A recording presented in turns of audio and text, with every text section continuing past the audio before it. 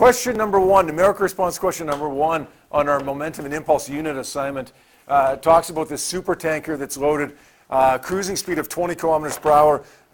Listen, we all know this by now that we're going to draw attention to this, right? Circle it, underline it, highlight it, something that draws attention to the fact that we're going to have to convert that to kilometers or from kilometers per hour to meters per second. We want to find the momentum of the super tanker at that cruising speed, 20 kilometers per hour. You guys did a great job on this question. All we got to do is say P is equal to m times v, but before that, we got to convert 20 kilometers per hour into meters per second. I think it was 5.5556, wasn't it? I don't have that written down on my paper, but I think that's what it was. Multiply that by the mass, and we end up getting 5. No, it wasn't. Yeah, no, I think it's still 5.556. And then we multiply 1 times 10 to the 9 kilograms by that number, and we get 5.56 times 10 to the 8. We're going to record that. 3-digit answer, the value of B, 5.56. Well, then we see a force versus time graph. Okay, that's on our always list over here, which, by the way, tomorrow won't be there on the board. Okay, that list of always stuff won't be on the board tomorrow. Okay, when we look at that, okay, we see force versus time graph. We want to automatically think every single time area equals impulse. Now, before we actually go and read the question, we're going to take a look at our axes as well, because we often see on our axes units that are non-standard units like milliseconds or 10 to the 3 newtons or something like that. We have pretty standard units here, newtons and seconds, so we don't need to worry about that. But there is one thing that I might draw attention to here beyond area equals impulse. Anybody want to take a stab at what I'm thinking right now? Something that I might forget about, Simon? Well, you might have to recognize that you have a certain part of the impulse always negative. Yes. This is a negative impulse because it's below the x-axis. Okay, this is a positive impulse because it's above the x-axis. Good? All right, what are we asked in this question? Well, we're just asked for the impulse between 0 and 6 seconds. If we were asked for something else, we could still find the area, get the impulse, and then use m times delta v as well. What would we not ever do here? Force and time. Don't ever use F times t here because the force is changing. Just avoid using F times t with these graphs. Even though it's technically valid, it's pretty hard to find the average value of the force there. So just use the area and then use m times delta v if necessary. Here all we got to do is find the area. Let's break it up into 4 sections. 1, 2, 3, and 4. Okay, the 4th section is between the line and the x-axis. Just happens to be a negative value. We calculate area 1. It's 1/2 base times height. 1/2 of 2 times the height of 8 gives me a value of 8. That would be newton seconds. Area 2 is just a rectangle. It's base times height. The base is 2. The height is 8. Gives me an area of 16 newton seconds. Area 3 is, once again, a triangle, so it's a 1/2 base times height. 1/2 of the base of 1 times the height of 8 gives me an area of 4 newton seconds. And area 4, this is one you got to be careful of right here, right? Area 4 is 1/2. The base is 1. The height is -8, giving me an area of -4 newton seconds. We go to add those up, and we end up with a value of 24 newton seconds. So our answer for that question is A, 24 newton seconds. If you make it a positive value, that area that's below the x-axis, a positive value, okay, you're going to get one of the options. Okay, and I'm sure that some of you probably actually did that. Let me just take a peek here. Tell you how many of you guys did that. Not many, actually. No, actually, it was very well done. 96% of you. 96% of you got A, which is the correct answer. Good. Number 2. Number 2, a space shuttle astronaut has a mass of 110 kilograms with her spacesuit on. She is on a spacewalk and picks up a full can of spray with a mass of 20 kilograms. Relative to the space shuttle, she is at rest. Okay, that's key, right? And we like that when we're at rest before an explosion takes place because that means the initial momentum is 0. It makes the math a little bit easier for us, right? She holds the can directly in front of her. Releases 3 kilograms of spray. her speed relative to the space shuttle is what? Well, we're going to say pi is equal to pf. We're going to say 0 is the initial momentum equals m1 v1f plus m2 v2f. This is an explosion, or it's like an explosion. So we say conservation of momentum. We're going to say m1 is, oh, tricky one here. Tricky one. What's m1? Yeah? It's 130, yeah, because the astronaut in the spacesuit is holding this can of spray, right? So it's going to be 130 kilograms. V1F is what we're looking for. M2, this is the spray that's released, and that's a value of, what, 20 kilograms? No? It's 3 kilograms, right? 3.0 kilograms times a speed of 15 meters per second. We do the math there. Question number 2, we end up getting 0.35 meters per second. A is our answer there. You guys did a good job on that. 92% of you guys got that one right.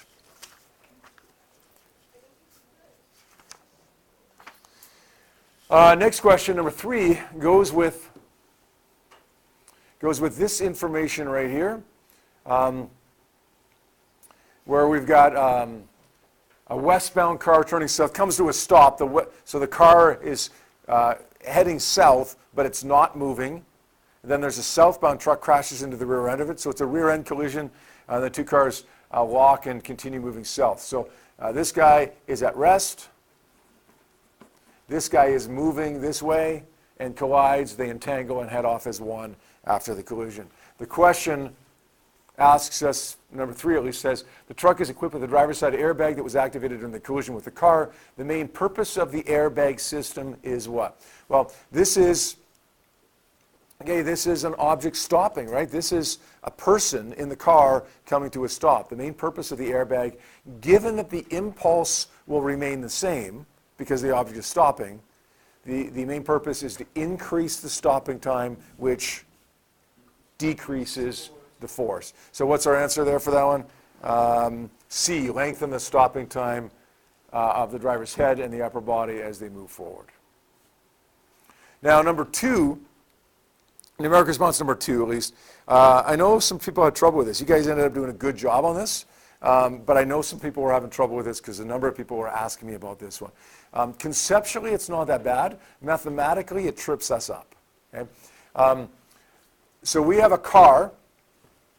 I think the car was at rest, right? The car was at rest. You hit by a truck? Yes. So the car was at rest. If we say Pi is equal to Pf, we're going to say m1 v1i plus m2 v2i equals, they stick together, right? M total times vf. m1 will make the mass of the car, but it's at rest, so we'll just make its initial momentum 0. m2 is the mass of the truck. We don't know what that is. v2i, the truck was moving at 65.1 kilometers per hour before the collision. Now, lots of you, as I was helping you out with this, converted this to meters per second. Is it okay to leave it in kilometers per hour here? Like, this is the only time, right? When you're doing conservation of momentum, it's the only time. But as long as you're consistent in the question, you can leave it in kilometers per hour. Not for impulse, not for straight momentum, but for conservation of momentum, you can. Now, the total mass, we don't know what that is, but watch this. This is key. It is 1850 plus m2. The total mass is 1850 plus whatever the mass of the truck is. The final velocity is 26.2 kilometers per hour, or if you converted it to meters per second, it would have been whatever, divided by 3.6. All right, how do we solve this now? Okay, lots of people got this far and then had some trouble solving it. There's a few different ways of solving it, okay, but what's one way? Kyle, what's one way? Okay, so Kyle distributed the 26.2, multiplied it by 1850, and multiplied it by m2. That's absolutely correct. That's not the way I'm going to do it, but that's absolutely correct. Okay, how many people did it that way? Okay, here's what I did, because I think it's a little bit quicker. I divided both sides by 26.2. Does that make sense? Okay, if I do that, if I divide both sides by 26.2, then on the left side, I end up with 2.487.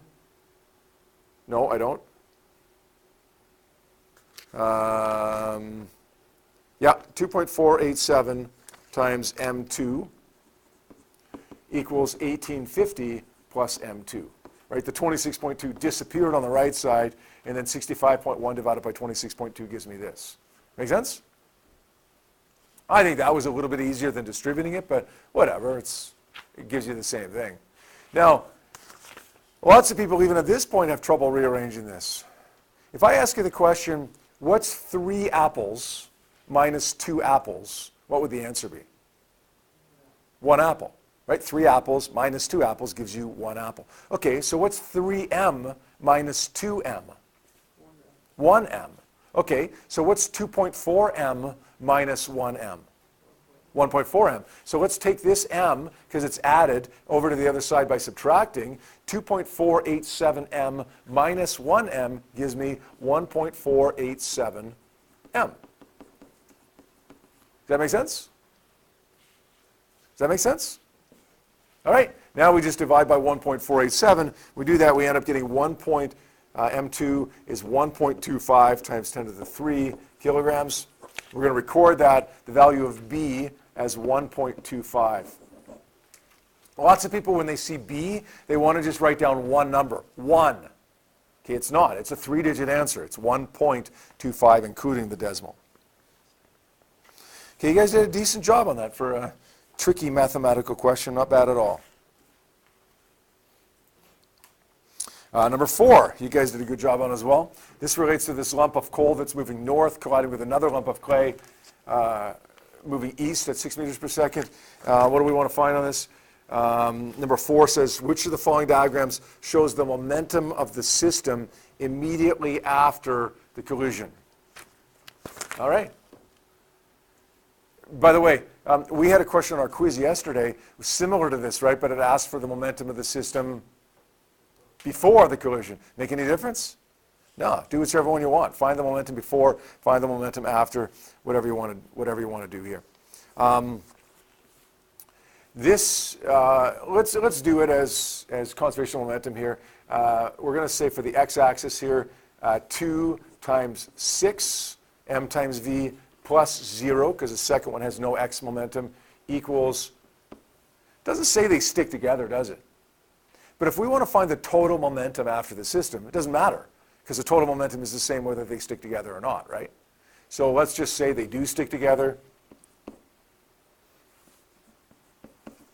We get 12 is equal to 4 times VF. VF is equal to 3 meters per second. For the y component, we're going to say 0 plus 2 times 4 equals, let's assume they stick together, 4 times VF. We're going to get a VF here of 2 meters per second. And then we're going to combine them. We got 3, we got 2, and then our resultant velocity goes like right here. I did this differently on my key, actually, so I don't have the answer there.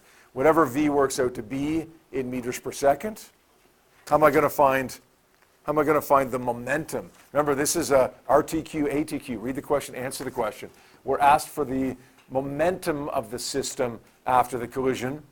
We got to take that velocity that we just found and multiply it by the mass, right? So we take this value, times it by the mass, and then we find that angle right there using the inverse tan function. Okay, the momentum ends up being equal to 14 kilograms meters per second. And this angle right here works out to be 34 degrees. 34 degrees. But when I look at my options, I don't actually see 34 degrees. We got 14. The answer is either going to be C or D. But what's the whole deal with the 34? Well, I actually found this angle, right? Which means this angle, the one that they express, is going to be 56. Okay, does that make sense? Boy, they had been smart. They would have put one of the options as 34 up here, right? Okay. I mean, if they do, watch for that, right? Just be careful. You guys know what angle we solved for. You guys know that we solved for the north of east angle. So just be careful if they happen to give you a 34 degrees east of north angle, that's not the one you're looking for. Okay, okay, next question, number 5. Again, a well done question. This is an explosion. This is one, remember, we talked a couple times here now about those questions where we have the unknown angle, like which is a paradox, right? We don't have the unknown angle, otherwise it's not unknown. But it's the one that's usually unknown. We have this 37.2 degrees. Usually we don't. Okay, there's 2 ways to do this, right? There's the normal way that we do these questions, is if we don't even have this angle given to us. And then there's the shortcut way as well that provides us with a little bit of a break if we decide we want to use that. Okay, we don't have any funny angles here other than the 37.2. So I'm just going to go straight to x components, y components. The initial momentum x-axis is 0 is equal to 0, because that's on the y-axis, plus 2 times 44.6 plus 4, that's the mass of the third piece, times VF. So we solve for the x component of that velocity, and we get negative 22.3 meters per second. How many people found the y component now? Okay, and then did the Pythagorean theorem. Okay. How many people took the shortcut? Okay, about half and half. Okay. I think the last time I did both, so that, this time I'm going to do the shortcut here. We have the x component. We have the angle. Oh, be careful there. Okay, well, I almost messed that up. 22.3. We have the angle as measured from the y-axis. See what I did there? I had to draw the y-axis first because of what the angle that I was given there, if I want to take the shortcut, that is. Okay, I want to find this speed. All I'm going to do is say sine 37.2 is equal to opposite over the hypotenuse. And v works out to be a 36.9 meters per second. So the other way to do it, of course, would have been to use the y-axis, get VF for the y-axis. Now you've got VF x component, VF y component, and then you just combine them in a right-angled triangle, and you find the hypotenuse.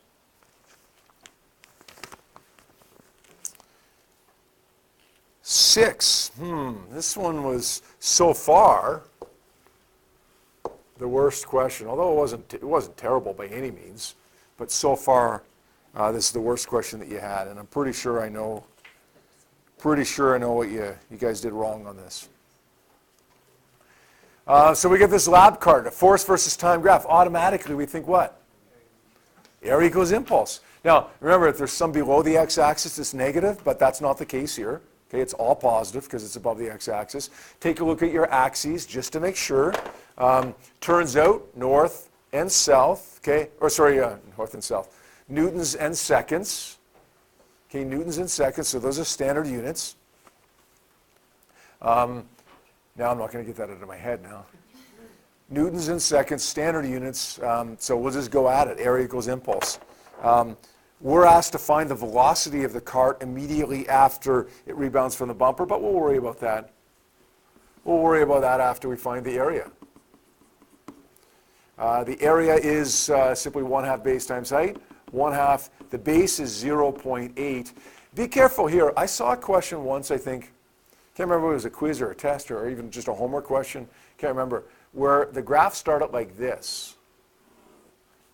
Didn't start at 0. Okay, so that's a little trick, or a nasty little trick, right? So we look at this and say, oh, the base is 0.8. In this graph, it actually is. But if it was the blue here, the base would be 0.7. Does that make sense? So just be careful, little things like that, right? Just watch things carefully. The height here is, what is that, 4.5. So the area ends up being 1.8 Newton seconds. Now we're looking for the velocity of the car immediately after it rebounds. So now we're going to say the impulse is equal to m times delta v, that other option that we have. Let's solve for delta v. Delta p is 1.8. The mass here is 0.95. So we get a delta v of 1.9, isn't it? 1.8947 meters per second. And that's option B, correct? Well, that's what 19 of you got this right, 6 of you got it wrong. All 6 people that got it wrong said B. And why did you say B? Well, because you either didn't read the question or you didn't answer the question, one of the two, or both. Okay, we were looking for not the change in velocity that I just found, we were looking for the velocity of the cart after it rebounds. In other words, we're looking for the final velocity. We know that change in velocity is Vf minus Vi, and we're given above there, we're given that Vf, what is Vf here? Vf is 1.2 to the south. I should have actually read through that and circled that it was to the south, right? The final velocity is negative 1.2. So we're going to say 1.8947 equals negative 1.2, subtract Vi. We're going to take this to the other side by adding. Okay, when we do that, is that right? 1.2 is the initial velocity. Yes, sorry, 1.2 is the initial velocity.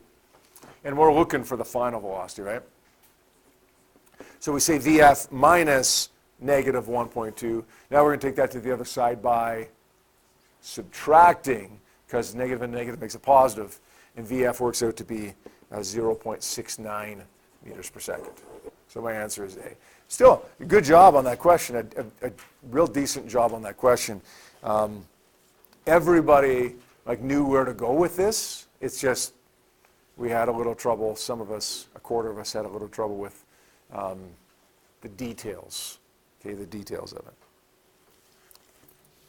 All right, next question. 7.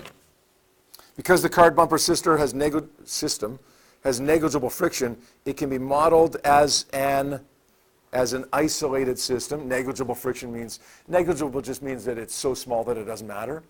In other words, no external forces, isolated system. Because the kinetic energy in the cart bumper system is blank, the collision can be classified as blank. Well, how do we know if the kinetic energy is conserved or not? How fast was this cart moving before it struck? 1.2. How fast was it moving afterwards? 0.69. It lost kinetic energy. It's the only thing with kinetic energy, and it's going at barely half the speed, so its kinetic energy is lost, therefore it is inelastic. Kinetic energy was not conserved because it decreased in speed. I mean, if there was 2 objects moving, we'd have to deal with that, right? But there's only 1 object before and after moving here.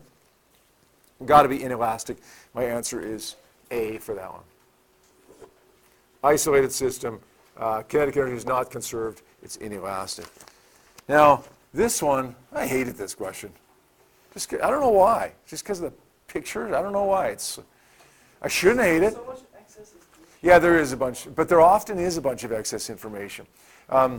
But in a way, it's not bad. In a way, like they give me m and v, but they also give me p. They also give me the momentum. It saves me from calculating m times v, if I want to take advantage of that. They also give me ek if I have to deal with any kind of elastic, inelastic thing, right?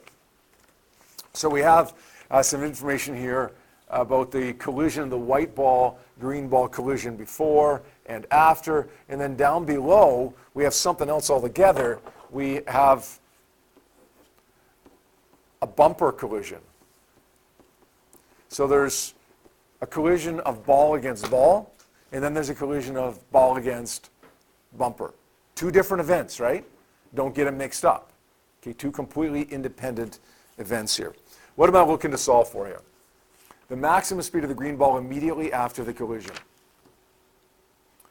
The speed of the green ball after the collision here between these two balls here. This is just a 2D conservation momentum problem here. Let's take this funny angle here, 75 degrees off to the side, because we don't like funny angles, and solve for x and y. I used the speed here of, we had two funny angles, didn't we? We had a funny angle up top here too. Let's deal with that one first. This is 40 degrees. I used the speed of 2.00 meters per second. I maybe should have used the momentum of 0.340. Could I find the x and y component of that? Sure, it doesn't really matter. That one seems to be a little bit smarter because it leaves you with a little less calculations because they've already done m times v for you. I'm not sure why I did velocity, but I did. So because that's what my answer key is, I'm gonna just go that way. This is x, this is y. Cosine, sine, x ends up being equal to 1.5320889. Y is 1.285575 meters per second. Let's deal with our other funny angle as well, and that's the 75 degrees down here afterwards.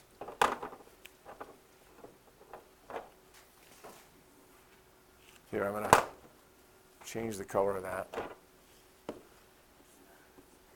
This is x, this is y. X ends up being, this was 1.20. X ends up being, what is x here? Oh, you know what? There's nothing to do down here. This is that we're given the unknown angle, right? Make sense? It's like that last question, that other question where we're given the unknown angle. So we can't do anything with that one. Does that make sense?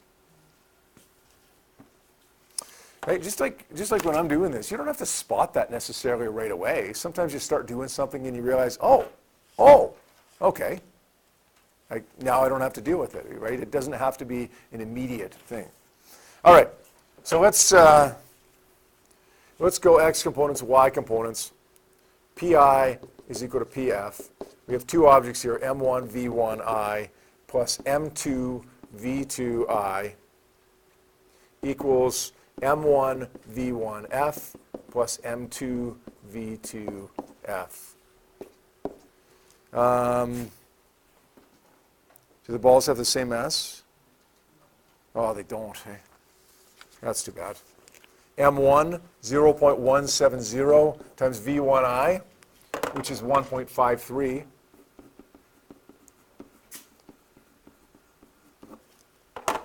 This is 0 because object number 1 is at rest. 0.170 times 1.2, it moves on the x-axis afterwards.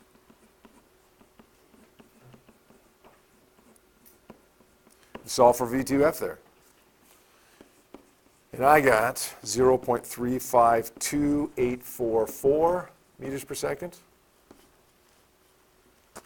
Last time we saw a question like this where we were given the unknown angle, I took the shortcut. This time I won't. This time we'll solve for the y component in the normal way. We'll say 0.170 times negative 1.28, because it's moving downwards, plus 0, because the second object is still at rest, equals 0, because this guy is only on the x-axis, plus 0.160 times V2F. Solve for V2F here, and it works out to be negative 1.3659234. And then we combine them. Here's 0.35, here's 1.36. And then to find the resultant we just do this. What were we looking for there? The speed. Okay, the speed of it, do the Pythagorean theorem there. And it worked out to be c. 1.41 meters per second.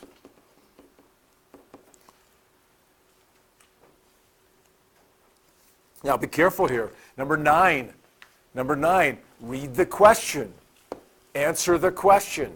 The impulse experienced by the white ball during its collision with the bumper, not the collision with the other ball. The collision with the bumper is what? Well, impulse is m times delta v, not m times v, m times delta v. The mass of the white ball is 0.170 times the final velocity.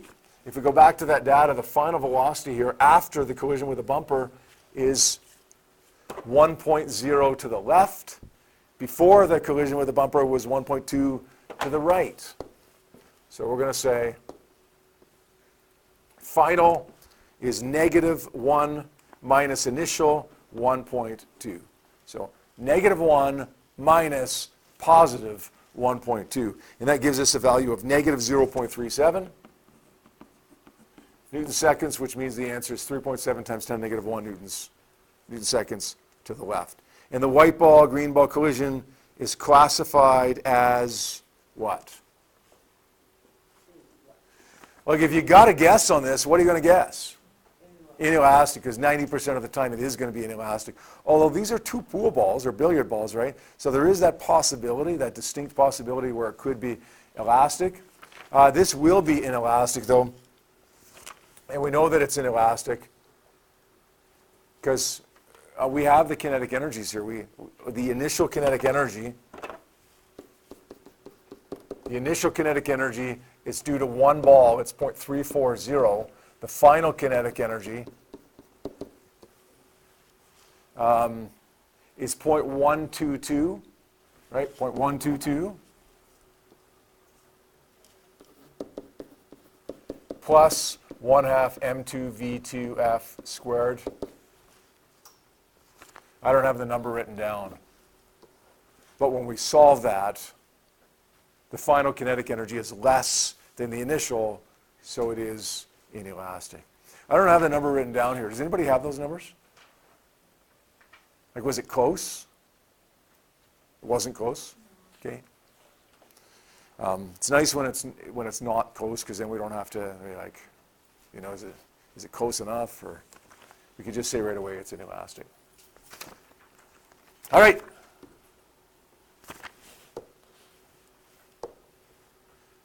Next question. And you guys are flying on these. Like, you did a great job on almost all these questions.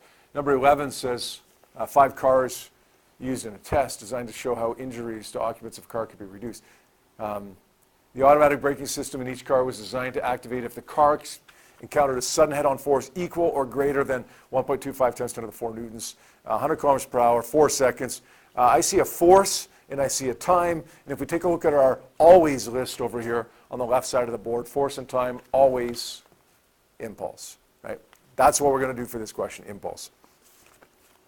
We're going to say m times delta v is equal to f times delta t. I'm going to actually solve for the mass here.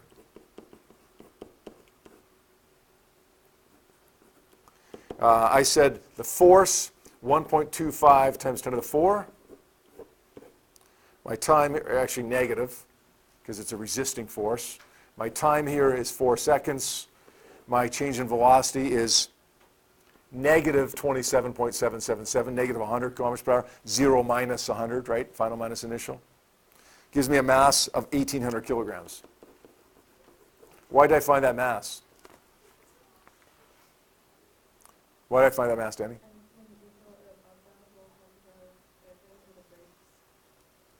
Good. Any mass above that will cause a force above 1.25. Bigger the mass, the bigger the force, right? Any mass above 1,800 kilograms is going to cause a force bigger than 1.25 times 10 to the 4. So my answer would be 4 2, 2, 4, and 5. My answer is going to be D. Now, I don't know if anybody noticed this, but like you could almost do this without a calculation. You could say like, okay, I know it's going to be the highest masses. Well, if they had given you like 4 and 5 as an option and then 2, 4, and 5, no, sorry, if they had given you 2 and 5, and then they had given you another option, 2, 4, and 5, well, then you would have had to actually do the math, right? But since it had to be the 3 highest, it had to be 2, 4, and 5 there. Yep. So when I tried doing this the first time, I tried to calculate with force and see which one. So you calculated the force for each one? Okay. It didn't work.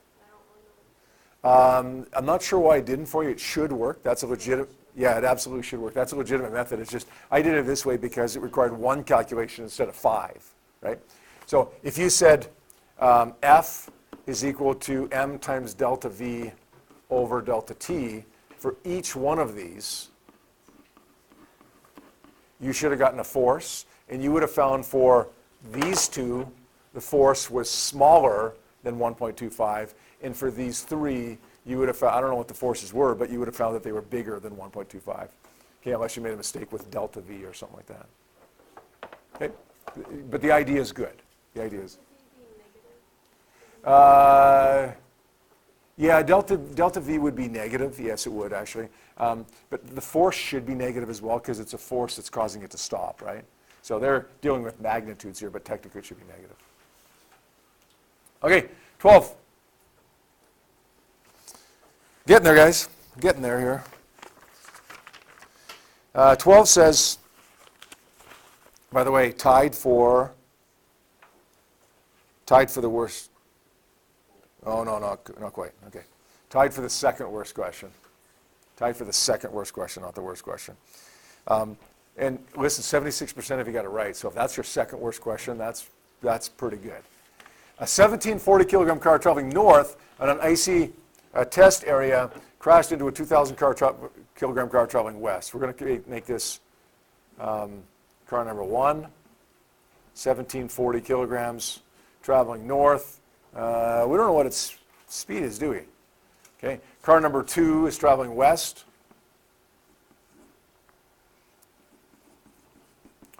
Oh, we don't know what either one of those are. Oh, this is interesting. I like this one. Forgot about this one. They go off, they lock together, they go off at 35 degrees. Be careful, west of north, not north of west. Okay, west of north, and at 9 meters per second. We want to find this velocity. Now, we've got a funny angle here, right? We go off to the side, we get rid of it.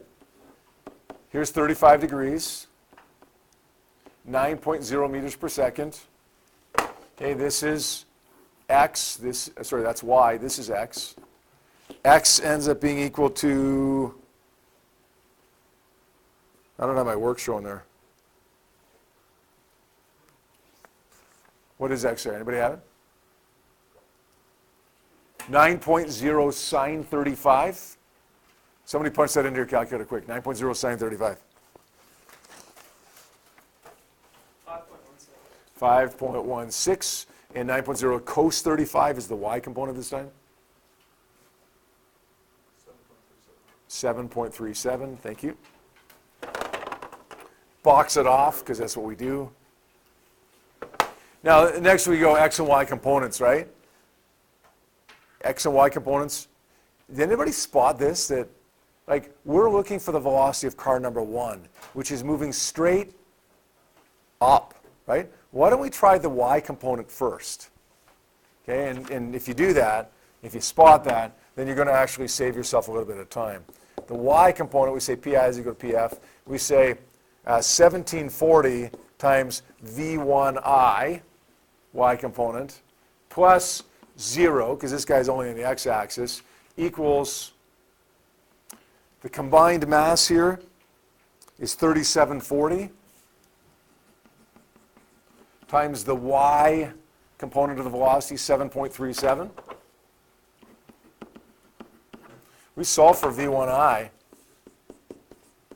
It works out to be 15.8 meters per second. That's what we're looking for, right?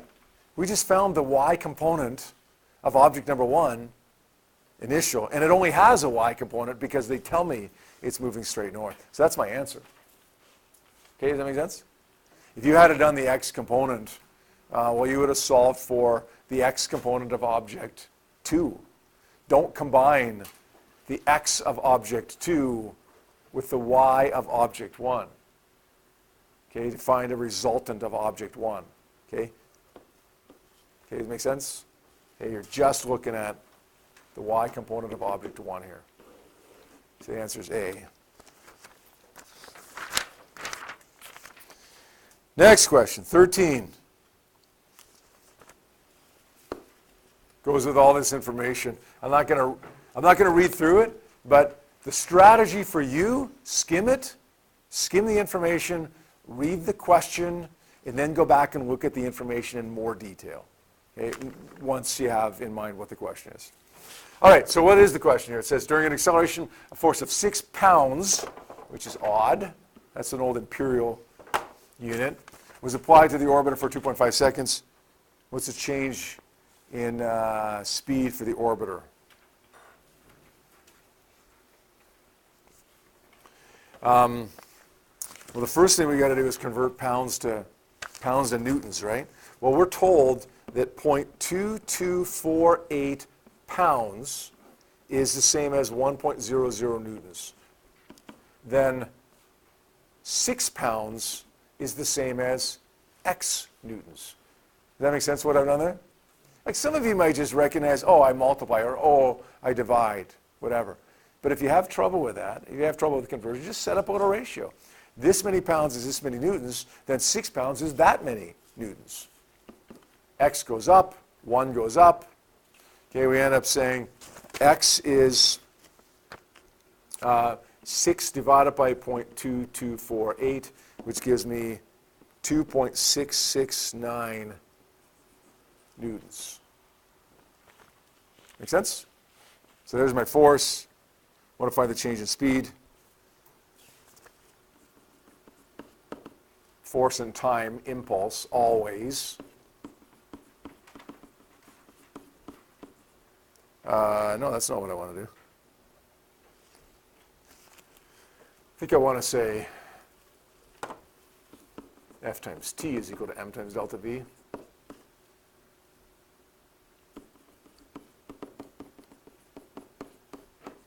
Got force, right? 2.669. Time is 2.5. Mass is, what was it? 629. And we end up getting 0.106 meters per second. A. This is a true story, by the way. This is absolutely true. This actually happened. NASA spent, I don't know how many hundreds of millions of dollars to design this polar orbiter. And then because somebody didn't use a red pen and draw attention to strange units, they ended up wrecking this thing. They ended up wrecking a several $100 million device because somebody forgot to convert pounds to newtons. Okay? So you think, right? You think maybe.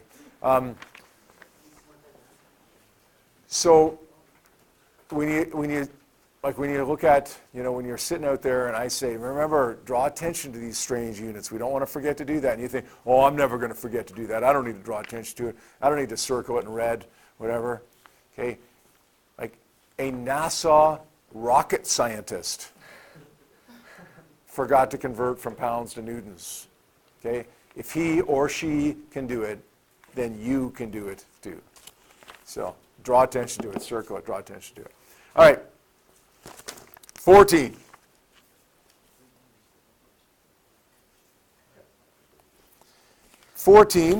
Also well done. As the orbiter moved at 5 times 10 to the 3 and ejected a short burst of fuel perpendicular to its direction of motion. Which way is that? I don't know. but we know it's 90 degrees. The mass of the orbiter did not change significantly. The burst of fuel had a momentum of 1.37. Where would the orbiter go? I'll tell you what. If I had to guess here, I would guess one of two options. Which ones would you guess if you had to guess? A or B, yeah. Like this burst of fuel, like, is probably not going to cause it to go from here to here, right? Like it's probably going to change its motion just a little bit. So it's probably going to be one of our two smallest angles here. Let's draw a picture here. Here's the orbiter moving at 5,000 meters per second. The orbiter had a mass of 629 kilograms. And then this explosion took place. Now the orbiter, we think, is going to go up like this somewhere, right? We think it's going to be a small angle. And it says the fuel goes out like this with a momentum of 1.37 times 10 to the 5 kilograms meters per second. Good with that? So we do our x and y's.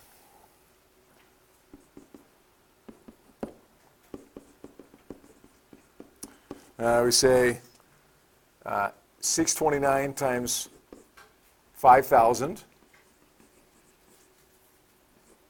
That's the total mass times its velocity equals, well, it says the mass of the orbiter doesn't change significantly, so we're going to keep it at 629 times v1f plus, well, the momentum, the x momentum of the exhaust is 0, so we're going to say v1f 5,000 for the x component. So basically the x component of the velocity of this orbiter doesn't change, or at least not measurably. For the y component, easier, 0 initial momentum across the board, 629 for the orbiter, v2f, plus negative 1.37 times 10 to the 5. This is the exhaust, or the fuel, the burst of fuel. So solve for v2f there, and it works out to be 217.806.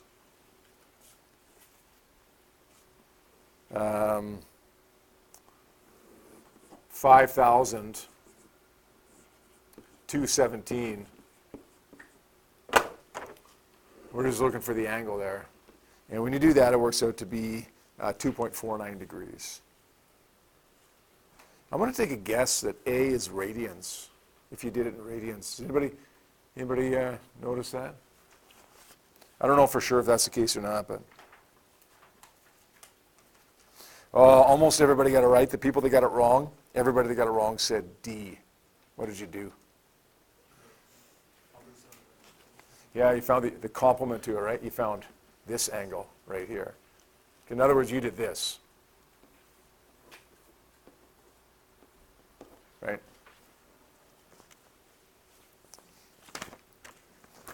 Okay. Oh, we're so close. So close to being done. 2 questions here. Good timing here, too. 15. 15 is not bad. Numeric response 3, the last question, is a little tougher. 15 says the collision of these two carts, is what? Is it elastic or inelastic? It says the two carts collide. The piece of clay holds the carts together. This collision is most definitely, without any calculations, inelastic because they stick together. So it's inelastic because kinetic energy is not conserved. Momentum, of course, is conserved. The answer is D for that one. And we did a good job on that one.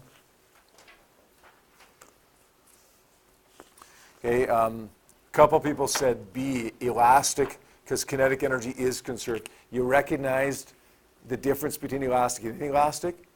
Okay, but remember, if they stick together, it must be inelastic. And even if you didn't catch that, even if you just kind of guessed elastic, if you were one of those couple people, if you got to guess, what are you going to guess? you're guessing inelastic. It's not always right, but if you have to guess, you got a better chance of guessing right. Okay, finally, number 3.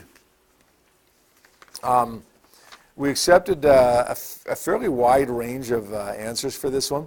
The answer that I got was 2632, but I accepted for the first 2 digits anywhere from, I accepted 24, 25, 26, 27, 28, and for the last 2 digits, I accepted 30, 31, 32, 33, 34.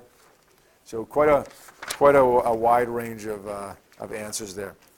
Number 3 says, based on a point on the line of best fit, if cart 1 had a speed of 6 centimeters per second before the collision, then the combined speed of the 2 carts afterwards would be what?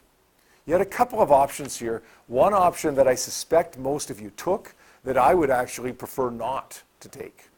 Okay? But I'll show you that method, and then I'll show you the other one that I would prefer as well. And then the next one, based on the slope of the line, this is where you definitely have to use your calculator to find the slope of the line. Okay, let's look at the first part of the question first. Based on a point on the line of best fit, not a data point, but a point on the line of best fit, cart 1 had a speed of 6 centimeters per second. What's the combined speed? Well, here's what I suspect lots of you probably did. You drew a line of best fit.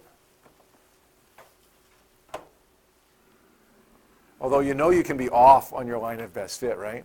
Like easily off. And still have a decent one, but be off.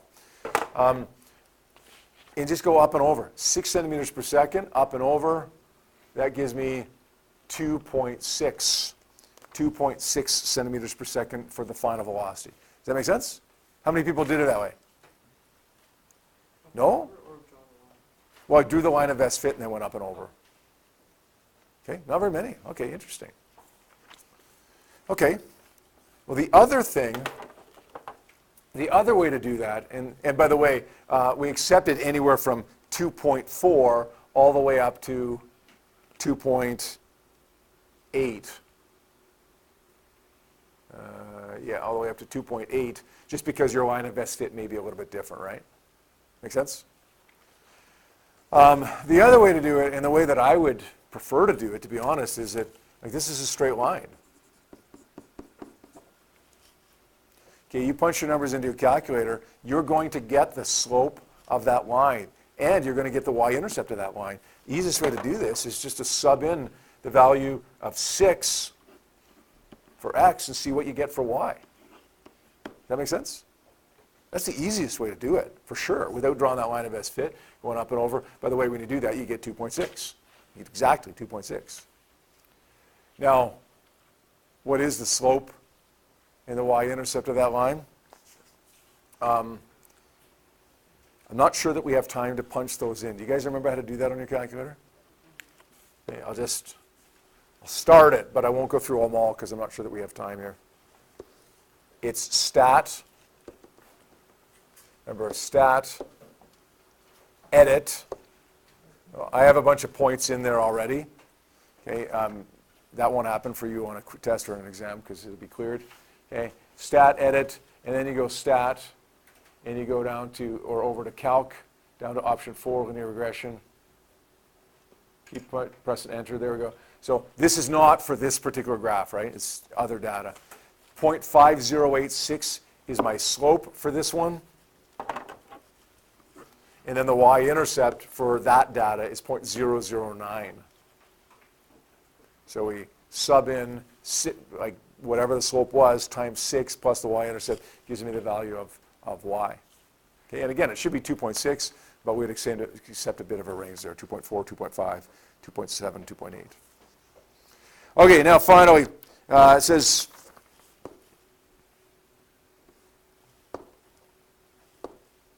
let's see here. I'm going to write down 2.6 here right now. It says, now, finally, based on the slope of the line of best fit, the combined mass is what? This was just like that lab that you did, right? Like virtually identical to that lab you did. Okay, we have to determine what the slope represents here. Y equals mx plus b.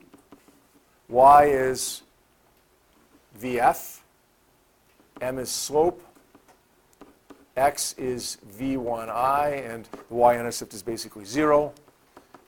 We derive an equation, m1 v1i plus 0 equals m total times vf. Second car was at rest, 0. Vf is equal to m1 over mt times v1i. This disappears. My slope, just like in your lab, was equal to m1 over mt. And then we just calculate mt. Right? We got slope from our calculator. And we know what the value of m1 is. And we calculated mt to be 3.2 kilograms. Now that should work out to be exact, right? But if you did draw the line of best fit by hand and found the slope that way, then things could be off a little bit, hence accepting 0.30, 31, 33, and 34 as well. How many people actually got the exact 2632? Okay, use your calculator. There you go, right? Okay, if you use your calculator, you will get the exact answer that they're expecting. They do accept a range, okay, but you know, when you start doing things by hand, it increases the uncertainty with things, right?